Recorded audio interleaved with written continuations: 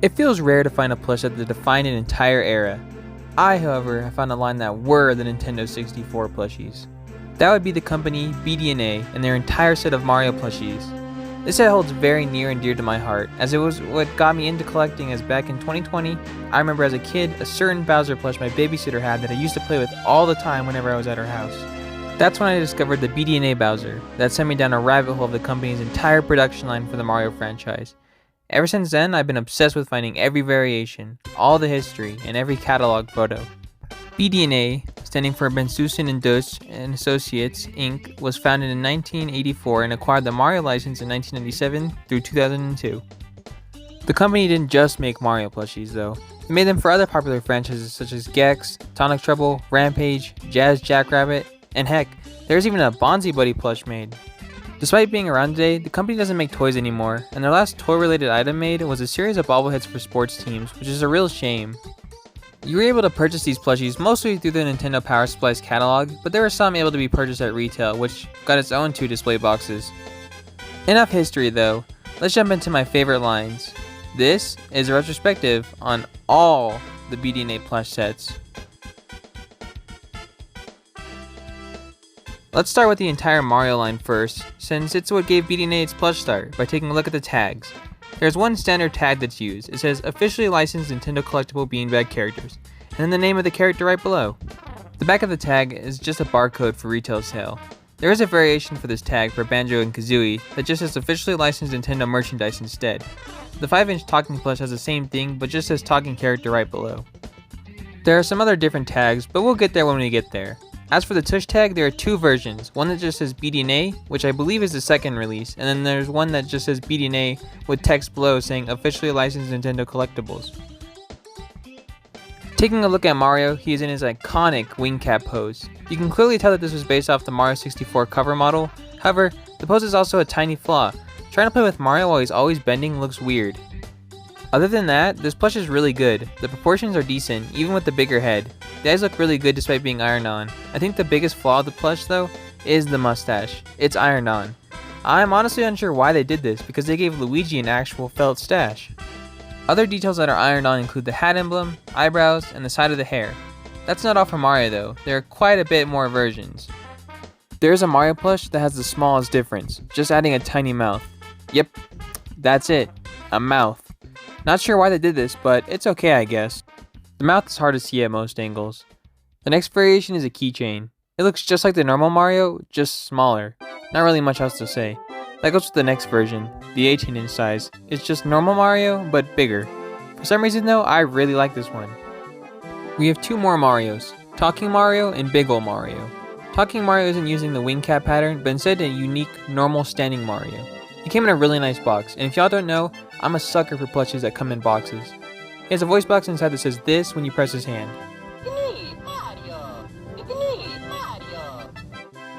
This goes for all the talking 6-inch ones, by the way, but they all just make the same sound as their bigger counterparts. This is a really solid plush, especially since this time there are no iron-on details, it's all felt. Lastly, we have Big Ol' Mario. This man's retailed for $100 and is 3 feet tall. He has the wing cap design, but is honestly too big to be really bending like small Mario. But this is still my favorite Mario variation because he just looks so goofy. This is also one of the biggest Mario plushies to exist. There are no iron-on details, everything is glued on. Overall, a solid 9 out of 10 plush, just inconvenient to do much with. Actually, I forgot a Mario. This one was released in 2002, way after the rest of these stopped production. It is a Mario with his iconic flood. This pattern is the same as the Puzzle Mario from Toy Site, just with the added attachment and short sleeves. Flood itself looks really solid, no inaccuracies, and the size proportion looks great. If you're into Mario Sunshine, I'd highly recommend getting this plush. Now let's take a look at Luigi. I'm glad Luigi was given a distinct pattern away from Mario. The eyes are a bit off, but still everything looks nice. Luigi actually has a felt mustache that is game accurate, which is appreciated. Luigi has 3 more versions. The differences are not too big. One has different eyes that have a black outline around them. He's also slightly taller. The other Luigi has those different eyes as well, but is now giving a big smile. This is by far the best looking Luigi plush. If only the keychain used this pattern instead of the off-putting original Luigi. And sadly, there is no talking 18-inch or Big Ol' plush. I really like to see talking Luigi. Yoshi is the best looking plush out of the whole set in my opinion. The only downside is the saddle. It's fairly flimsy, which sucks, but it does suit the style of the plush. There are many different versions this time. One Yoshi has red shoes and one has orange shoes. I prefer the one with orange shoes more. Then there are the other colored Yoshis that use the same pattern as the original. The other colors are blue, yellow, red, black, and white, which are some of the rarest and most expensive plushies throughout the set, and have unique tags. Black Yoshi's tag says, "Explore the first and last 2 stages of level 2 to find me." And white Yoshi's tag says, "You can find me in the middle 2 stages of level 3. These are, of course, a guide to find the respective Yoshi in Yoshi's Story in 64. I really like these 2 Yoshis, black in particular, which is why I own 2 sets of each. Not a flex, but I'm flexing. There are also 2 sizes of each colored Yoshi, one being just slightly bigger than the others, black and white Yoshi being the smallest. Along with those, we have a keychain that has red shoes, which is based off the first released. Next, we have the talking Yoshi that makes this noise. And it's in a really well designed box. Lastly, we have the 18-inch, which is just a scaled up Yoshi. Up next is Toad. He has 3 variations. Both Toads look alright. They have very simplistic face, but it makes sense as Toad is a very simple character. This version has a black outline around the mouth and pure brown shoes, while the other Toad looks the same except no outline. Then there's an added detail of the shoe colors, and he's slightly paler. I personally like the first version better. The last variation is the keychain, and it's based on the second design. I wish they made the one for the superior design, but nope, just the uglier one. Sadly, there was no talking or bigger plush made, which is a shame because it would have been really funny to hear him say his iconic Mario Kart 64 lines. Big Bad Bowser is next, and he has a few versions. Of course, he has the usual 6-inch, which looks so derpy. The quality control for his face was all over the place, so sometimes he looks droopy. The eyes are ironed on and the eyebrows are glued on, so I've seen many listings with either one or both brows falling off. The keychain Bowser looks mad goofy. The eyebrows are ironed on this time, and the placement of his eyes to face always looks wrong. Bowser should not have been made into a keychain. The talking version is the most accurate out of all of them, as for some reason he's the only Bowser to get his wrist cuffs. I can see why they didn't do this with the keychain because he was too small, but the cuffs would have fit fine on the 6-inch and 18-inch.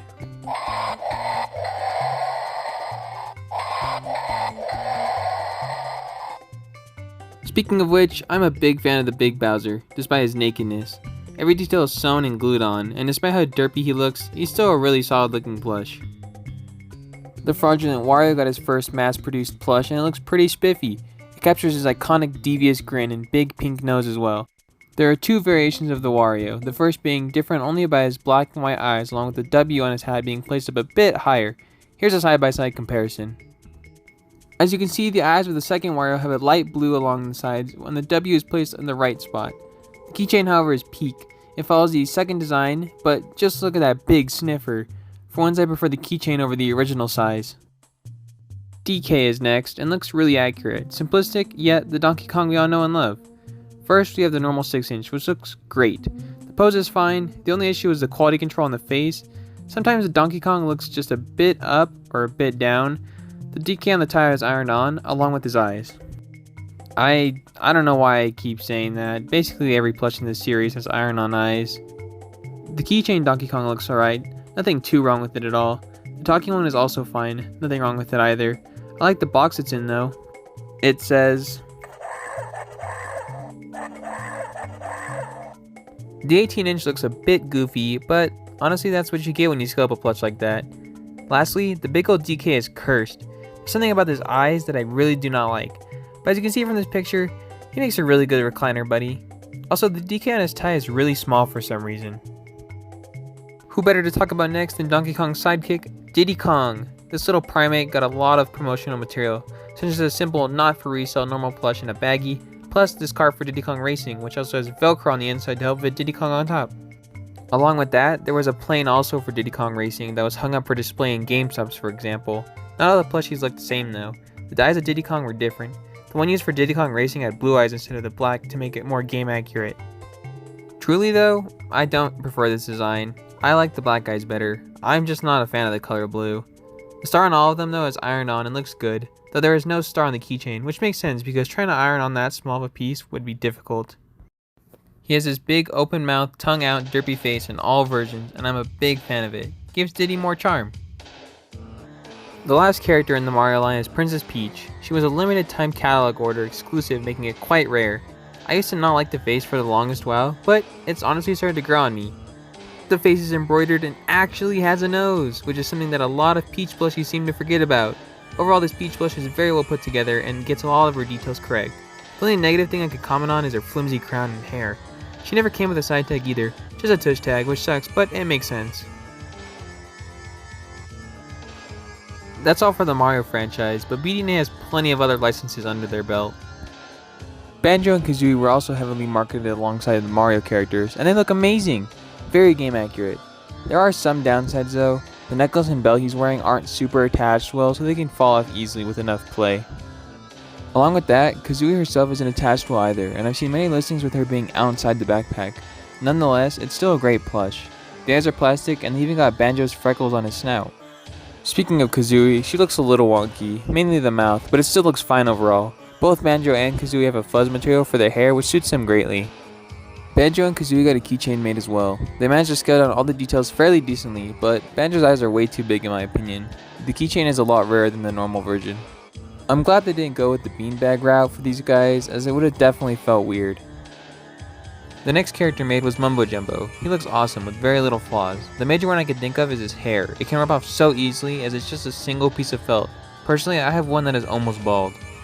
The mouth is iron on, which sucks, but it still suits the plush and goes along with the style. That's not the only version though. A promotional Mumbo Jumbo is used, which is in between the size of the normal 6-inch and the keychain.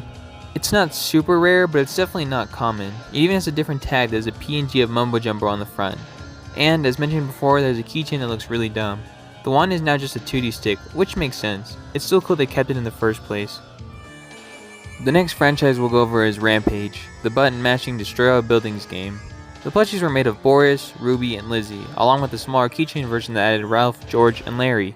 Each plush looks great in their own individual right. The only real information we know is that Boris, Ruby, and Lizzie were sold at Kmart and did come with a side tag that just says Midway and BD&A on it. As for Ralph, George, and Larry, they were sold in a big box version of Rampage Universal Tour as a little freebie. Ready to Rumble was a boxing game for the N64 that has become fairly niche nowadays. One character in particular got a plush made, the face of the game, Afro Thunder. Now, I didn't even know the plush existed until I found it in an eBay listing that just got posted. The plush itself looks very accurate. He has very vibrant shoes, boxing gloves, and whatever he's wearing on his legs. His head is plastic, but the big afro hair up top isn't. He has wires inside to help him pose better. The only flaw I can think of is his shoes. The rainbow is made of a strange material and can chip/crack easily. Overall, a solid 9.13 out of 10 plush. As for the side tag, the front says Ready to Rumble Boxing 2, and on the back it says Midway and BD&A. Gex is arguably the most iconic video game character of all time, well known throughout generations for his wacky pop culture references and fun games. Of course, I'm kidding, but he does have a cult following. This plush is amazing, and all the details are there, even his radiant colors on his back. Gex is wearing a spiffy black suit based on Gex 3 Deep Cover Gecko. He has a cheeky grin as well. The only flaw I can muster up is the fact that the purple eyelids do look a bit weird in some angles. Other than that, I'd highly recommend getting this plush. Gex is a gaming legend and would fit right into any collection. I don't think he came with any side tag. I'm also not sure how you got this entirely. I don't believe it was for sale, but instead a promotional item. Sonic Trouble was another obscure game released in the N64 era. It's an action-adventure platformer made by Ubisoft. The main protagonist is Janitor Ed. He's similar to Rayman, as in none of his limbs are connected. How would they possibly do that in plush form, you may be asking? Well, they just use wires to attach and pose the body. And I like it. The design is also spot on. The colors look nice, the tie is perfect, and they got his big toothy smile.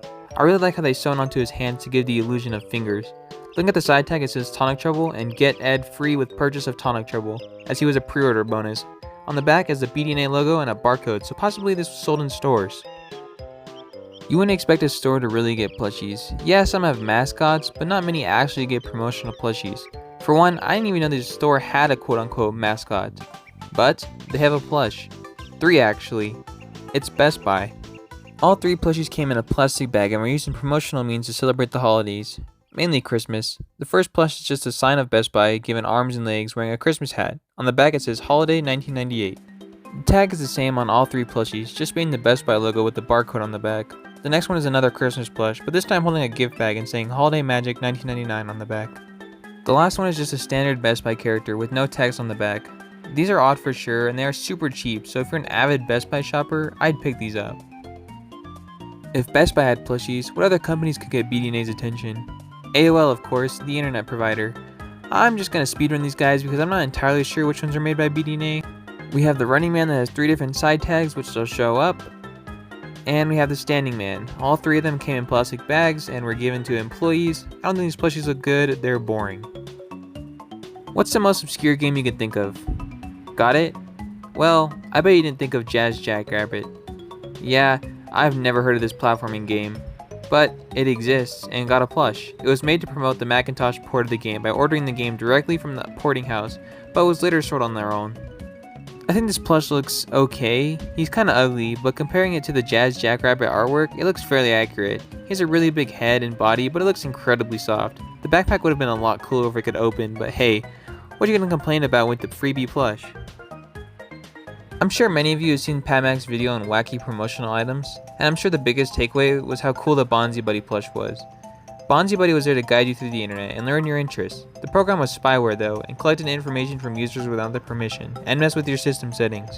We're here to talk about the plush though. It was made in 2001 and a reward to those who are part of the Bonzi Buddy Gold membership. This is a highly rare plush and it has huge demand. It's very high quality and incredibly accurate. The eyes are plastic and the hands have velcro on them to make Bonzi do a signature pose. The tag has the Bonzi Buddy render and the tagline, "Your best friend on the internet." While on the back of the tag, it's just a description of Bonzi Buddy and what all he does. I personally really want this plush, and recently, 3 of them sold for $400 each. Yikes. The last video game series to get a BD&A plush was Humongous Entertainment with the character Putt Putt. He only got a key clip, but it looks game accurate. A nice shade of purple and a big smile to top it off. Everything looks good and I have no complaints. We've talked about video game characters and companies getting plushies, but what about an actual person? Antoine Jameson got a plush and it looks alright. Every detail on the face is embroidered, which is really nice. I'm a big fan of the jersey, Jameson 33 on the back and Warriors on the front. The shoes look a bit goofy, being all white and having an off-brand Adidas logo on them. As for the side tag, the front has the McDonald's logo with it, and on the back it has stats for Jameson. I'm not entirely sure what the tie-in with McDonald's was for, but I'm assuming this was a freebie given away. Okay, so these are our last 3 plushies. They're super random, and I don't even think they were based on anything, but first we have a random superhero guy. He has big boots and a goofy face. I don't know what the SS on his shirt stands for though. Next we have a rabbit plush that is apparently made for a movie promo, but I couldn't tell you what movie. Lastly we have a simple white tiger plush. That's everything for officially released plushies, but there are some prototypes. The first we'll go over is this Deku Link plush that sold at auction for a couple years ago for over $1,000 from Goodwill Seattle. I myself put a bid in for this plush, but got way out of my budget. This is a really good looking plush for a sample. The text says beanbag characters for Zelda 2 sample for your review. I wonder if there was supposed to be an entire Zelda line that never got produced. Either way, it's crazy something like this existed and survived for so long. There is the possibility of this being a Toy Site plush, but either way, BD&A and Toy Site are around the same company. The next sample is this supposed Luigi that has a similar build to the BD&A and Toy Site plush, just with plastic eyes and lighter colors. We aren't fully sure if this is for sure a sample of BD&A or Toy Site, so I can't give much information on the plush. There aren't any bootlegs for the BD&A plush set, but perhaps this was the first? Not sure, but looks better than the released Luigi. The last sample, well, more of a version, is this Gifco Mario. Gifco makes promotional items, and this Mario looks exactly like the BD&A Mario, but a little bigger. There isn't really much to say besides the tush tag being different. This is unrelated for the samples, but I just want to talk about how the display box for the Mario plushies came in. The first box is blue and has renders of Mario, Yoshi, Donkey Kong, and Bowser, as those were the characters sold in the box. You can see on the back that there were supposed to be 7 Yoshis, 4 Bowsers, 6 Donkey Kongs, and 10 Marios. I am a huge fan of this box because of its design. It just screams the N64 era.